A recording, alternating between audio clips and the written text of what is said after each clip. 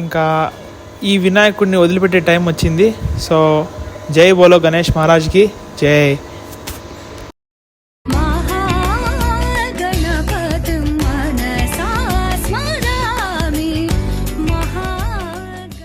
Hi guys, welcome back to my YouTube channel. Last video చూసారు కదా, ఈ వినాయక చవితి మేము ఎలా సెలబ్రేట్ చేసాం మా ఇంట్లో, ఇంకా మా అపార్ట్మెంట్లో కింద ఎలా ఉంది అని చెప్పి. ఇప్పుడు మేము నిమజ్జనం చేయడానికి ఇక్కడ ఒక లేక్ ఉంది, ఆ లేక్ దగ్గరకు వచ్చాము.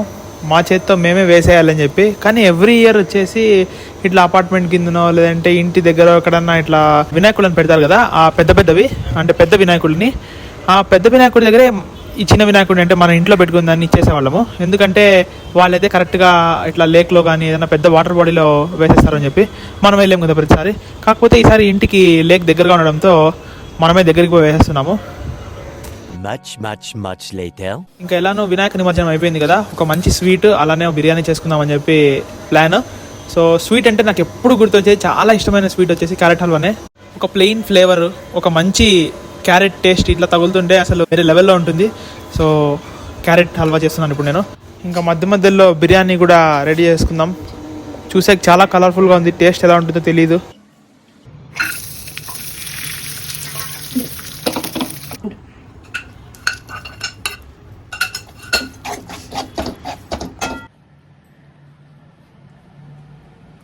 ఆహా, టేస్ట్ మాత్రం అద్దిరిపోయింది అసలుకి. మామూలుగా ఇది నేను చేశాను చెప్పకూడదు, మా అమ్మ గైడెన్స్ నేను చేశాను కాబట్టి ఆ టేస్ట్ మటుకు అంత కమ్మగా అంత స్వీట్గా చాలా బాగుంది.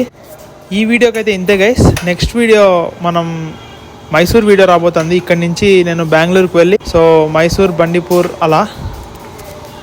ఆహా, లాస్ట్కి బిర్యానీ ఫ్లేవర్ కూడా అద్భుతంగా ఉంది. దాంతోపాటు లైట్గా అలా రైతా వేసుకొని నిమ్మకాయ పిండుకొని చెప్తుంటే నా నోరు ఊరిపోతుంది. సో టేస్ట్ చేసేద్దాం ఇప్పుడు. ఈ వీడియో మీకు ఇంతవరకు నచ్చినట్లయితే ఖచ్చితంగా అందరూ సబ్స్క్రైబ్ చేసుకోండి, లైక్ చేయండి. ఈ వీడియోని అందరి దగ్గరికి వెళ్తుంది, అలానే మీ ఫ్రెండ్స్ అందరికీ షేర్ చేసేయండి. See you guys, bye.